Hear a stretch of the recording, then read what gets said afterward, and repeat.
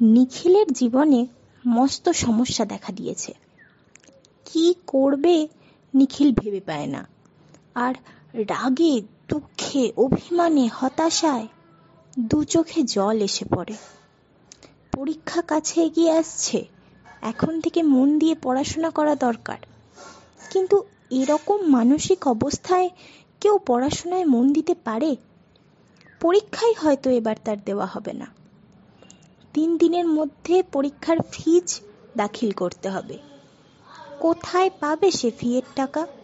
দূর সম্পর্কের এক আত্মীয়ের বাড়িতে কোনো রকমে ঘাড় গুজে থেকে আরও কয়েকজন আত্মীয় স্বজনের দয়ায় কোনো রকমে এতদিন পড়ার খরচটা চালিয়ে এসেছে। আত্মীয়টি ইচ্ছা করলে পরীক্ষার জন্য দরকারি টাকাটা অবশ্য দিতে পারেন, কিন্তু তিনি স্পষ্টই বলে দিয়েছেন একসঙ্গে অত টাকা দেবার ক্ষমতা তাঁর নেই।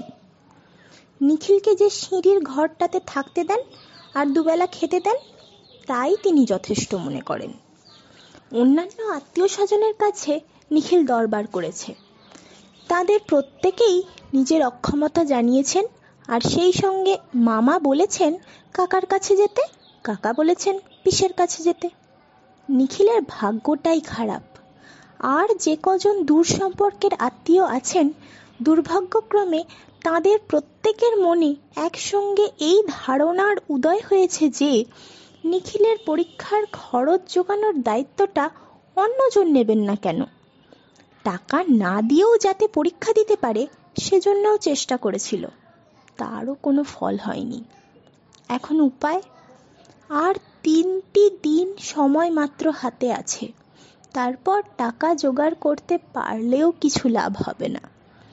কত দুঃখ, কষ্ট, লাঞ্ছনা, গঞ্জনা সহ্য করে, প্রাণপণ চেষ্টায় কত শত কষ্ট অতিক্রম করে এতদিন পড়াশোনা চালিয়ে এসেছে। এখন তীরে এসে তরি ডুবল। কেবল একজনের কাছে চেষ্টা করা বাকি আছে, সতীশবাবু। নিখিলের সঙ্গে তার কোনো সম্পর্ক নেই। নিখিলের বাপ বেঁচে থাকতে দুজনের মধ্যে পরিচয় ছিল মাত্র। কিন্তু সতীশবাবুর কাছে আবেদন জানিয়ে কোনো লাভ হবে এ ভরসা নিখিলের নেই। ভদ্রলোক যেমন ধনী তেমনি কৃপণ, বোধহয় আরও বেশি নিষ্ঠুর। একবার 2টি টাকা সাহায্য চাইতে গিয়ে তার সম্বন্ধে কতখানি আশা করা যায় সে বিষয়ে নিখিল পরিষ্কার জ্ঞান অর্জন করে নিয়ে এসেছে। তবু আর কোনো দিকে কোনো উপায় না দেখতে পেয়ে নিখিলের আজ মনে হতে লাগলো সতীশবাবু কিছুই করবেন না জানা কথা, কিন্তু একবার চেষ্টা করে দেখতে দোষ কি? আগেরবার সে যখন গিয়েছিল হয়তো তখন সতীশবাবুর মেজাজ ভালো ছিল না। মনটা ভালো থাকলে হয়তো নিজের হাজার হাজার বাড়তি টাকা থেকে নিখিলের পরীক্ষার খরচটা দান করে ফেলবার উদারতা তার জাগতে পারে। অনেকক্ষণ ভেবে, অনেক ইতস্তত করে বেলা প্রায় 9টার সময় নিখিল সতীশবাবুর প্রকাণ্ড বাড়ির গেটে হাজির হলো। দোতলার একটা ছোট ঘরে সতীশবাবু সকালবেলা নিজের কাজকর্ম করেন, হিসাবপত্র মেলান। এ বাড়িতে নিখিলকে সবাই চেনে, যদিও বড়লোকের বাড়িতে আসবার ভরসা হয় তার কদাচিৎ। 2-1জন জিজ্ঞাসা করলো সে কেমন আছে, আর কেউ কোনো প্রশ্ন করল না।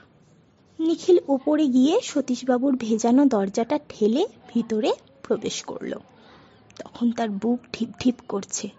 সতীশবাবু তার শেষ আশা। সতীশবাবু যদি সাহায্য করতে অস্বীকার করেন তবে তার আর পরীক্ষা দেওয়া হবে না। ঘরে ঢুকে সতীশবাবুকে না দেখে এক মুহূর্তের জন্য একটু স্বস্তি বোধ করল। পরক্ষণে তার ঢিপঢিপানি বেড়ে গেল 100 গুণ। টেবিলে খাতা আর কাগজপত্রের পাশে একতারা নোট পড়ে আছে। ব্যাপারটা অনুমান করতে দেরি হলো না। হিসাব মেলাতে মেলাতে সতীশবাবু 2-1 মিনিটের জন্য কোনো দরকারে উঠে গেছেন, এখনই ফিরে আসবেন। কিন্তু তাঁর ফিরে আসার আগেই নিখিল কয়েকটি নোট তুলে নিয়ে বেরিয়ে যেতে পারে। নিখিলের সমস্ত শরীর শিউরে উঠল, মাথা ঘুরে উঠল, মাথার মধ্যে কেবল একটা চিন্তা পাক খেতে থাকলো যে এ জগতে তার আপনজন কেউ নেই। চুরি করেই হোক আর ডাকাতি করেই হোক, নিজের ব্যবস্থা নিজে করে নিতে না পারলে তার উপায় নেই। সতীশবাবুর টাকা আছে, চাইলে সতীশবাবু একটি পয়সাও দেবেন না। এরকম অবস্থায় তার দরকারি কয়েকটা টাকা টেবিলের নোটের তাড়া থেকে তুলে নিলে কি আসে যায়?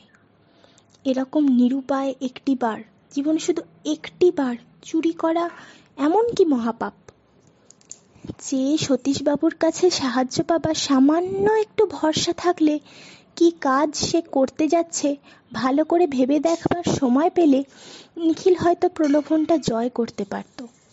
কয়েক সেকেন্ডের বেশি ভাবার সময় ছিল না। কেবল তার দরকার যাতে মিটবে, অনেকগুলি নোট থেকে কেবল কখানা নোট নিয়ে ঘর থেকে বেরিয়ে গেল। পরদিন সকালে প্রায় সেই সময় সতীশবাবু সেই ঘরে বসে কাজ করছিলেন। ভেজানো দরজা খুলে চোরের মতো নিখিল প্রবেশ করল ঘরে। সতীশবাবু গম্ভীর কর্কশ কণ্ঠে বললেন, কি চাই? নিখিল কথা বলতে পারল না। নীরবে কয়েকখানা নোট সতীশবাবুর সামনে রেখে দিল। কিসের টাকা? কাল চুরি করেছিলাম। তা জানি, ফেরত দিচ্ছ কেন? নিখিল মাথা নিচু করে দাঁড়িয়ে রইল। কি বলবার আছে তার? সতীশবাবু খানিকক্ষণ নিখিলের মুখের দিকে তাকিয়ে রইলেন। তারপর তিনি যখন বললেন, মনে হলো গলাটা যেন অনেক কোমল হয়ে এসেছে। টাকাটা কেন চুরি করেছিলে নিখিল? নিখিল জড়িয়ে জড়িয়ে কোনো রকমে মোটামুটি ব্যাপারটা বলল। প্রতি মুহূর্তে তার ইচ্ছা করছিল বিকট একটা আর্তনাদ করে ঘর থেকে ছুটে কোনো বন জঙ্গলে পালিয়ে যায়। সতীশবাবু জিজ্ঞাসা করলেন, অন্য কোথা থেকে টাকা পেয়েছ? না। তবে টাকা ফেরত দিচ্ছ? পরীক্ষা দেব না। সতীশবাবু আবার কিছুক্ষণ ভাবেন। আমার কাছে না চেয়ে চুরি করলে কেন? নিখিল চুপ। চাইলে আমি দেব না ভেবেছিলে না? নিখিল এবারেও চুপ। কিন্তু দেখো, এবার না চাইতেই দিচ্ছি নিখিল। দান করছি ভেবো না, না চাইতেই দিচ্ছি। এবার থেকে তোমার পড়ার সব খরচ চালাবো। তুমি আমার এখানে থাকবে। পড়াশোনা শেষ হলে তোমায় আমার একটা কাজে লাগিয়ে তোমার মাইনে থেকে সব শোধ করে নেব, কেমন? নিখিল সজল চোখ বুজে ঘাড় নেড়ে সায় দিল।